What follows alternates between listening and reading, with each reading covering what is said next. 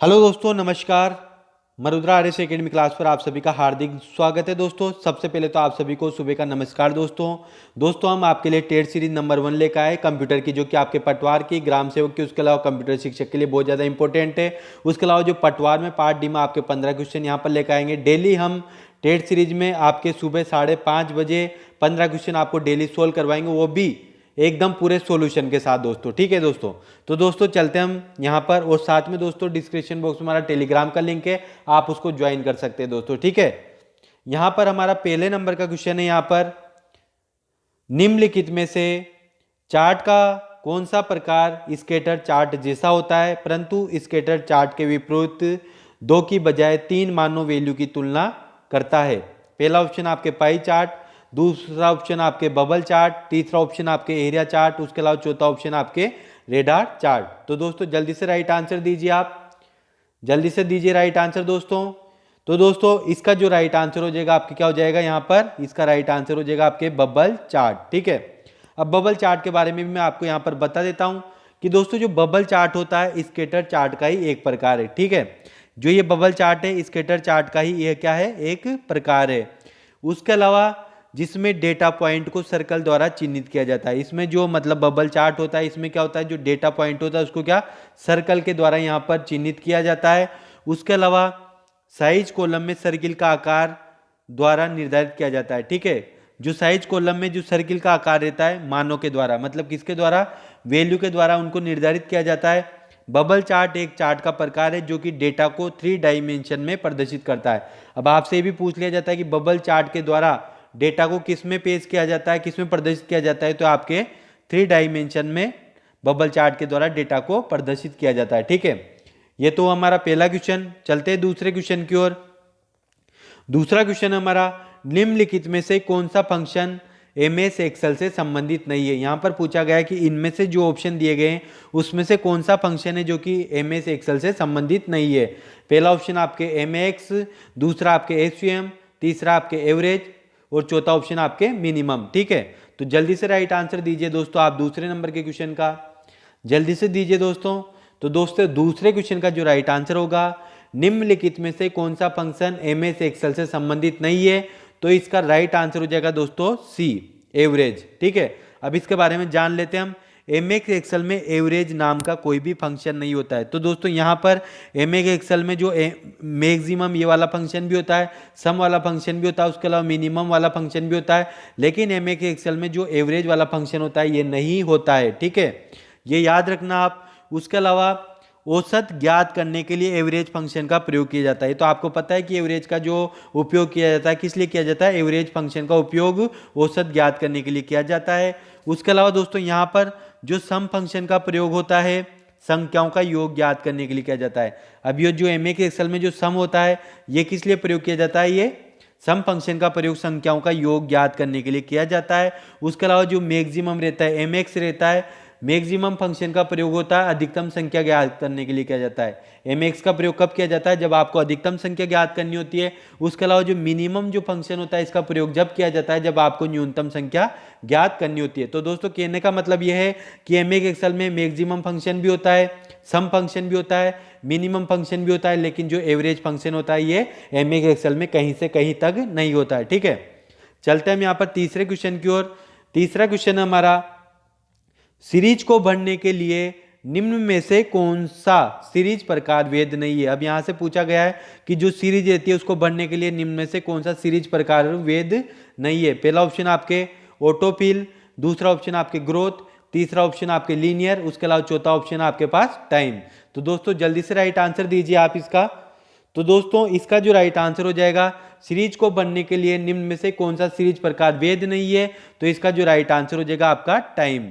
कौन सा हो जाएगा, डी वाला यहाँ पर सही है, ये वाला वैध नहीं है। अब जान लेते हैं हम सीरीज को बनने के लिए जो टाइम सीरीज प्रकार वैध नहीं है, उसके अलावा जो टाइम संख्याओं को समय के रूप में दिखाता है। जो टाइम होता है इसका क्या कार्य होता है, ये जो संख्याएं रहती है उसको क्या करता है, समय के रूप में दिखाने का कार्य ये करता है। उसके अलावा समय के लिए यूजर कहीं उपलब्ध फॉर्मेट्स में से किसी एक को सिलेक्ट कर सकता है। ठीक है, इस फॉर्मेट का उपयोग डेट फॉर्मेट की तरह किया जाता है। ठीक है, तो इसका क्या, डेट फॉर्मेट के लिए टाइम का प्रयोग किया जाता है।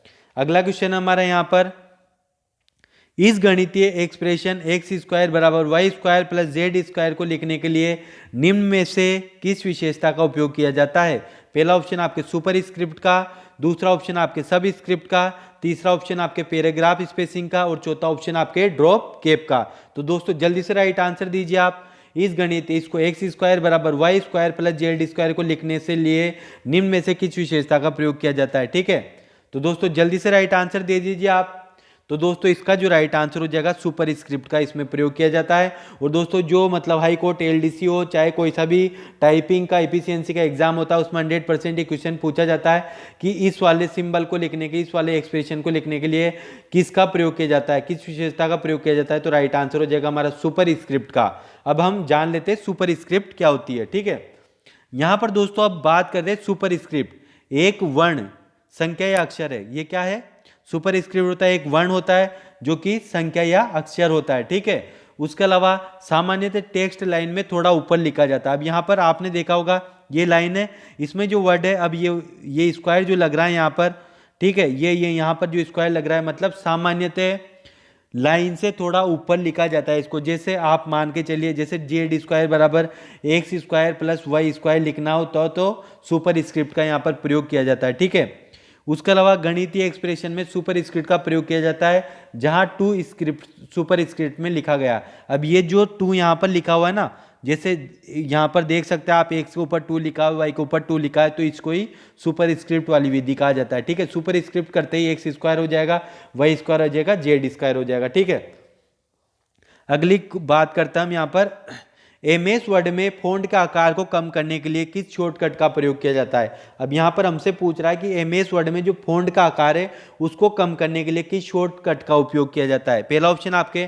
कंट्रोल प्लस शिफ्ट का प्लस सी, दूसरा ऑप्शन आपके कंट्रोल प्लस रिटर्न, तीसरा ऑप्शन आपके कंट्रोल प्लस ये, उसके अलावा तीसरा ऑप्शन आपके अलर्ट प्लस उसके अलावा ये इक्वल का साइन यहाँ पर लिख रहा है। तो हमें इसका आंसर बताइए जल्दी से कि एमएस वर्ड में फ़ॉन्ट का आकार को कम करने के लिए किस शॉर्टकट का प्रयोग किया जाता है? तो दोस्तों इसका जो राइट आंसर हो जाएगा आपको हो जाएगा सी वाला। ठीक है, एमएस वर्ड में कंट्रोल इसका शॉर्टकट का प्रयोग फ़ॉन्ट के साइज को एक पिक्सल कम करने के लिए किया जाता है। अब इसका जो प्रयोग होता है, एक पिक्सल साइज होता है उसको एक पिक्सल कम करने के लिए इसका प्रयोग किया जाता है। ठीक है, उसके अलावा शॉर्टकट का प्रयोग फ़ॉन्ट के साइज को एक पिक्सल बढ़ाने के लिए किया जाता है। ठीक है, अब यहाँ पर आप देख सकते हैं दोस्तों साफ साफ यहाँ पर, अब यहाँ पर है कंट्रोल प्लस ये। ठीक है, तो इसका जो उपयोग किया जाता है उसका उपयोग किया जाता है फ़ॉन्ट के साइज को एक पिक्सल कम करने के लिए। अब जो ये वाला सिंबल है, अगर इसी सिंबल को अपन यूं कर देंगे तो इसका मतलब है कि फ़ॉन्ट की साइज को एक, ठीक है, फ़ॉन्ट की साइज को एक पिक्सल अधिक करने के लिए किया जाएगा। ठीक है, जो ये वाला सिंबल दिख रहा है ना, ये वाला, अगर इसको ही यूं कर दिया जाए तो एक पिक्सल साइज को बढ़ाने के लिए इसका उपयोग किया जाता है। ठीक है, अब अगली बात कर लेते हैं हम यहाँ पर वर्कशीट संख्याओं के बढ़ते हुए क्रम में एक वर्कशीट से अगली वर्कशीट पर जाने के लिए किस कीबोर्ड शॉर्टकट का प्रयोग किया जाता है? यहाँ पर पूछा गया है कि जो वर्कशीट संख्याओं के बढ़ते हुए क्रम में एक वर्कशीट से अगली वर्कशीट पर जाने के लिए किस कीबोर्ड शॉर्टकट का प्रयोग किया जाता है? पहला ऑप्शन आपके कंट्रोल प्लस PGDN, दूसरा ऑप्शन कंट्रोल प्लस F9, तीसरा ऑप्शन आपके कंट्रोल प्लस PGUP और चौथा ऑप्शन आपके कंट्रोल प्लस F10।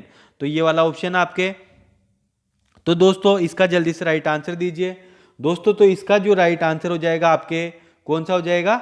ये हो जाएगा कंट्रोल प्लस PGDN, ये वाला ऑप्शन हो जाएगा आपके। ठीक है, अब अगले क्वेश्चन की ओर चलते हैं हम। यहाँ पर अगला क्वेश्चन हमारा वर्कबुक में एक नई वर्कशीट शामिल करने के लिए किस शॉर्टकट का प्रयोग किया जाता है? यहाँ पर पूछा गया है कि वर्कबुक में एक नई वर्कशीट शामिल करने के लिए किस शॉर्टकट का प्रयोग किया जाता है? तो पहला ऑप्शन आपके शिफ्ट प्लस F9, दूसरा ऑप्शन आपके शिफ्ट प्लस F10, तीसरा ऑप्शन आपके शिफ्ट प्लस F11 और चौथा ऑप्शन आपके शिफ्ट प्लस F12। तो दोस्तों जल्दी से राइट आंसर दीजिए आप। तो दोस्तों इसका जो राइट आंसर हो जाएगा वर्कबुक में एक नई वर्कशीट शामिल करने के लिए किस शॉर्टकट का प्रयोग किया जाता है दोस्तों? तो इसका जो राइट आंसर हो जाएगा शिफ्ट प्लस F11 का प्रयोग किया जाता है। ठीक है, अब बात कर लेते हैं हम एमएस एक्सेल में एक नई वर्कशीट क्रिएट करने के लिए किसका प्रयोग किया जाता है? जो कि मैंने आपको बताया शिफ्ट प्लस F11 का प्रयोग किया जाता है। ठीक है, और ये क्या है? एक शॉर्टकट की है। ठीक है, शिफ्ट प्लस, उसके अलावा यहाँ पर बात कर लेते हैं शिफ्ट 12। अब आपके दिमाग में होगा शिफ्ट F11 का तो किस लिए किया जाता है, एक नई वर्कशीट क्रिएट करने के लिए शिफ्ट F11 का प्रयोग किया जाता है। अब आपके दिमाग में आ रहा होगा कि यार शिफ्ट F12 का प्रयोग कहाँ किया जाता है, तो दोस्तों शिफ्ट F12 का प्रयोग फाइल को पहली बार सेव करने के लिए किया जाता है। अब पहली बार अगर फाइल को हमें सेव करनी है तो उसके लिए शिफ्ट प्लस F12 का प्रयोग किया जाता है। उसके अलावा शिफ्ट F11 का नई फाइल को क्रिएट करने के लिए यहाँ पर प्रयोग किया जाता है। चलते हम अगले क्वेश्चन की ओर। अगला क्वेश्चन हमारा यहाँ पर दोस्तों कि डॉक्यूमेंट बनाने, उन्हें एडिट और प्रिंट करने के लिए कंप्यूटर का उपयोग करने की प्रक्रिया को आमतौर पर क्या कहते हैं। यहाँ पर साफ साफ पूछा गया है कि डॉक्यूमेंट बनाने, उन्हें एडिट करने और प्रिंट करने के लिए कंप्यूटर का उपयोग करने की प्रक्रिया को आमतौर पर क्या कहा जाता है। पहला ऑप्शन आपके वर्ड आर्ट, दूसरा ऑप्शन आपके वर्ड प्रोसेसिंग, तीसरा ऑप्शन आपके वर्ड फॉर्मेटिंग और चौथा ऑप्शन आपके वर्ड डेफिनेशन। ठीक है दोस्तों, तो दोस्तों इसका जल्दी से राइट आंसर दीजिए आप। तो दोस्तों इसका जो राइट आंसर हो जाएगा हमारा क्या हो जाएगा, बी वाला हो जाएगा, वर्ड प्रोसेसिंग कहा जाता है। ठीक है, अब दोस्तों वर्ड प्रोसेसिंग तो कहा जाता है। अब माइक्रोसॉफ्ट वर्ड एक प्रकार का वर्ड प्रोसेसिंग सॉफ्टवेयर है। अब आपसे पूछ लिया जाता है कि माइक्रोसॉफ्ट क्या है, तो दोस्तों जो माइक्रोसॉफ्ट होता है, ठीक है, माइक्रोसॉफ्ट होता है एक प्रकार का वर्ड प्रोसेसिंग सॉफ्टवेयर होता है जिसका प्रयोग किसी डॉक्यूमेंट को बनाने, उसमें कुछ एडिट करने के लिए किया जाता है। ठीक है, अब अगला क्वेश्चन हमारा यहाँ पर नेक्स्ट क्वेश्चन की ओर चलते हैं दोस्तों हम। एमएस वर्ड में निम्न में से कौन सा विकल्प फाइंड और रिप्लेस, ढूंढना और प्रतिस्थापित करने के लिए इस्तेमाल नहीं होता है, इनमें से आपको पूछा गया है। तो दोस्तों पहला ऑप्शन आपके केवल पूर्ण शब्दों को ढूंढना, दूसरा ऑप्शन है केस मिलान करना, तीसरा ऑप्शन आपके दस्तावेज को तारीख से ढूंढना और चौथा ऑप्शन आपके उपसर्ग मिलान करना, मतलब मैच फिक्सिंग करना। तो दोस्तों इसका जो राइट आंसर हो जाएगा आपके क्या हो जाएगा, सी वाला हो जाएगा, दस्तावेज की तारीख से ढूंढना। ठीक है, अब अगले क्वेश्चन की ओर चलते हैं हम। यहाँ पर फाइल प्रबंधन में फाइल डेटा को स्थायी रूप से प्रिंट दस्तावेज के रूप में फिर से उत्पन्न करने को क्या कहा जाता है। पहला ऑप्शन आपके सॉफ्ट कॉपी, दूसरा ऑप्शन आपके डॉक्यूमेंट बैकअप, तीसरा ऑप्शन आपके हार्ड कॉपी और चौथा ऑप्शन आपके ब्लू प्रिंट। तो दोस्तों जल्दी से राइट आंसर दीजिए आप। तो दोस्तों इसका जो क्वेश्चन का जो राइट आंसर हो जाएगा हमारा क्या हो जाएगा, हार्ड कॉपी। ठीक है, क्या हो जाएगा, फाइल प्रबंध में फाइल डेटा को स्थायी रूप से प्रिंट दस्तावेज के रूप में फिर से उत्पन्न करने को क्या कहा जाता है, तो इसको सी कहा जाता है, हार्ड कॉपी कहा जाता है। ठीक है, अब बात कर लेते हैं हम हार्ड कॉपी की। फाइल प्रबंधन में जो हार्ड कॉपी कंप्यूटर से जानकारी की एक प्रिंटेड कॉपी होती है। हार्ड कॉपी क्या होती है, हार्ड कॉपी कंप्यूटर से जानकारी की एक क्या होती है, प्रिंटेड। जी हाँ दोस्तों, एक प्रिंटेड कॉपी होती है ये। ठीक है, प्रिंटेड कॉपी होती है। उसके अलावा इसे प्रिंट आउट के रूप में संदर्भित किया जाता है। इसको क्या करता है, प्रिंट आउट के रूप में संदर्भित किया जाता है। इस हार्ड कॉपी इसलिए कहा जाता है क्योंकि ये भौतिक रूप में मौजूद है। अब इसको हार्ड कॉपी क्या कहा जाता है दोस्तों, क्योंकि ये क्या होता है, भौतिक रूप से मौजूद होता है। ठीक है, इसलिए इसको हार्ड कॉपी कहा जाता है। सॉफ्ट कॉपी होती है जो कि भौतिक रूप से नहीं मौजूद होती है, और हार्ड कॉपी होती है जो भौतिक रूप से मौजूद होती है। ठीक है, अगले क्वेश्चन की ओर चलते हैं हम। यहाँ पर सॉफ्टवेयर प्रोग्राम जो कंप्यूटर से जुड़ी विशेष प्रकार की एक डिवाइस को ऑपरेट या कंट्रोल करता है, उसे क्या कहा जाता है। पहला ऑप्शन आपके इंटरप्रेट, दूसरा ऑप्शन आपके डिवाइस ड्राइवर, तीसरा ऑप्शन आपके ट्रैप और चौथा ऑप्शन आपके माइक्रो कंट्रोलर। तो दोस्तों जल्दी से राइट आंसर दीजिए आप। सॉफ्टवेयर प्रोग्राम जो कंप्यूटर से जुड़ी विशेष प्रकार की डिवाइस को ऑपरेट या कंट्रोल करता है, उसे क्या कहा जाता है। तो इसका जो राइट आंसर हो जाएगा आपके डिवाइस ड्राइवर कहा जाता है। अब बात कर लेते हैं हम डिवाइस ड्राइवर क्या होता है। दोस्तों डिवाइस ड्राइवर एक प्रकार का क्या होता है, सॉफ्टवेयर। अब आपसे पूछ लिया जाए कि डिवाइस ड्राइवर क्या है, सॉफ्टवेयर है, हार्डवेयर है, तो डिवाइस ड्राइवर क्या होता है, आपके एक प्रकार का सॉफ्टवेयर होता है जो कि किसी डिवाइस के ऑपरेशन को समझाता है। अब हमें किसी भी डिवाइस का अगर ऑपरेशन को हमें समझाना होता है तो किसका प्रयोग किया जाता है, डिवाइस ड्राइवर को, जो कि क्या है, एक प्रकार का सॉफ्टवेयर होता है तथा कंट्रोल करता है। एक तो ये ऑपरेशन को समझाता है, क्या बोला मैंने, कि किसी डिवाइस के ऑपरेशन को समझाता है तथा उसको कंट्रोल करता है। ये सॉफ्टवेयर किसी डिवाइस तथा यूजर के मध्य इंटरफेस का कार्य भी करता है।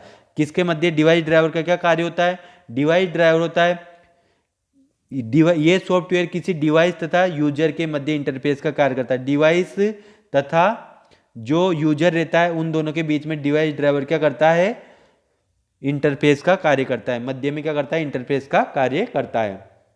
अगले क्वेश्चन की ओर चलते हैं। इमेज चित्रित करने और ग्राफिक तथा एनिमेशन बनाने के लिए उपयोग होने वाली कंप्यूटर डिवाइस को किस नाम से जाना जाता है? पहला ऑप्शन आपके स्कैनर के नाम से, दूसरा ऑप्शन आपके ग्राफिक्स टेबलेट के नाम से, तीसरा ऑप्शन आपके कॉपियर के नाम से और चौथा ऑप्शन आपके पीडीए के नाम से। तो दोस्तों इसका जो राइट आंसर हो जाएगा, जल्दी से राइट आंसर दीजिए आप। इसका जो राइट आंसर हो जाएगा आपके ग्राफिक्स टेबलेट के नाम से जाना जाता है। अब ग्राफिक्स टेबलेट के बारे में हम बात कर लेते हैं। जो ग्राफिक्स टेबलेट होती है दोस्तों, एक विशेष कमांड होती है।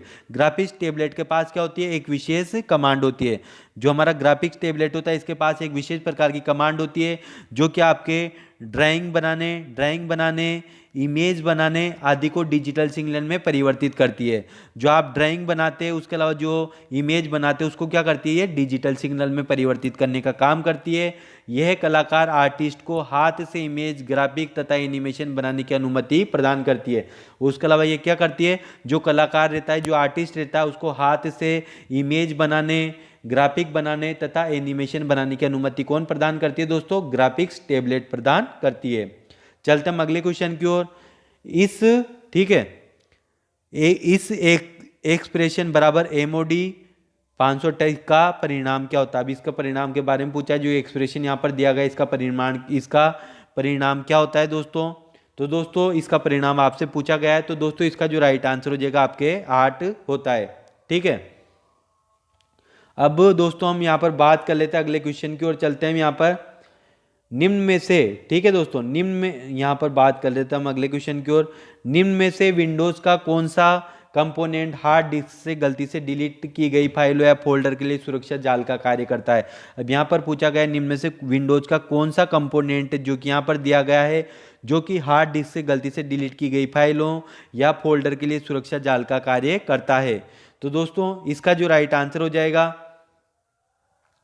वो राइट आंसर हो जाएगा आपके दोस्तों, जल्दी से राइट आंसर दीजिए आप। माई डॉक्यूमेंटेंस, दूसरा इंटरनेट एक्सप्लोरर, तीसरा ऑप्शन आपके टास्क बार, चौथा ऑप्शन आपके रिसाइकल बिन। तो दोस्तों इसका जल्दी से राइट आंसर दीजिए आप। तो दोस्तों इसका जो राइट आंसर हो जाएगा निम्नलिखित में से विंडोज का कौन सा कंपोनेंट हार्ड डिस्क से गलती से डिलीट की गई फाइलों या फोल्डर के लिए सुरक्षा जाल का कार्य करता है? तो दोस्तों वो ऑप्शन हो जाएगा आपके रिसाइकल बिन। ठीक है, इसके बारे में आप जानते भी होंगे। ठीक है, अब रिसाइकल की बिन के बारे में आपको बता देता हूं अगर कोई स्टूडेंट नहीं जानता है। जब हम किसी भी फाइल या फोल्डर को हार्ड डिस्क से डिलीट करते हैं, ये हमारी हार्ड डिस्क है, अगर हमने इसमें से किसी भी फाइल या फोल्डर को डिलीट किया है तो वे रिसाइकल बिन में चला जाता है। ठीक है, कंप्यूटर पर आपने देखा होगा वो ऑप्शन होता है, उसके अलावा आपके मोबाइलों में भी ऑप्शन होता है रिसाइकल बिन का। हम किसी फाइल या फोल्डर को डिलीट करते हैं तो सबसे पहले कहाँ जाती है? रिसाइकल बिन में। अगर फिर हम रिसाइकल बिन में जाकर के उसको डिलीट करते हैं, जब जाकर के वो परमानेंट डिलीट होते हैं या फिर शिफ्ट के साथ में डिलीट का बटन दबाते हैं तो भी कंप्यूटर से जो फाइल होती है परमानेंट डिलीट हो जाती है। ठीक है, अगर ऐसा नहीं करते डायरेक्ट डिलीट करते तो कहाँ चली जाती है? रिसाइकल बिन में चली जाती है। उसके अलावा रिसाइकल बिन से हम उन फाइलों या फोल्डरों को उनके सही स्थान पर वापस रीस्टोर कर सकते हैं। अब रिसाइकल बिन में भी ये कोई फाइल हमारी इमेज पड़ी है तो यहाँ पर क्या ऑप्शन होगा? आपके रीस्टोर का इमेज मांगेगा। या तो आप डिलीट करना चाहते हो तो परमानेंट डिलीट हो जाएगी, या फिर रीस्टोर का ऑप्शन भी अगर आप रिस्टोर करोगे तो जहाँ से आपने फाइल को डिलीट करा है वहीं पर वापस वो फाइल सेव हो जाती है। तो इन फाइलों को वापस रिस्टोर नहीं किया जा सकता। अगर रिसाइकल बिन से हमने किसी फाइल को डिलीट कर दिया तो उनको रिस्टोर नहीं किया जा सकता। ठीक है, ये भी याद रखना आप। अगला क्वेश्चन है हमारा, सीपीयू में अंकगणित तथा तर्क के मध्यवर्ती परिणाम स्टोर करने के लिए निम्नलिखित में से किसका प्रयोग किया जाता है? पहला ऑप्शन आपके एक्यूमुलेटर्स का, दूसरा ऑप्शन आपके वेपर्स का, तीसरा ऑप्शन के वर्चुअल मेमोरी का और चौथा ऑप्शन आपके सेकेंडरी स्टोरेज का। ठीक है, तो दोस्तों यहाँ पर 150वें में इसका जो राइट आंसर हो जाएगा आपकी क्या हो जाएगा?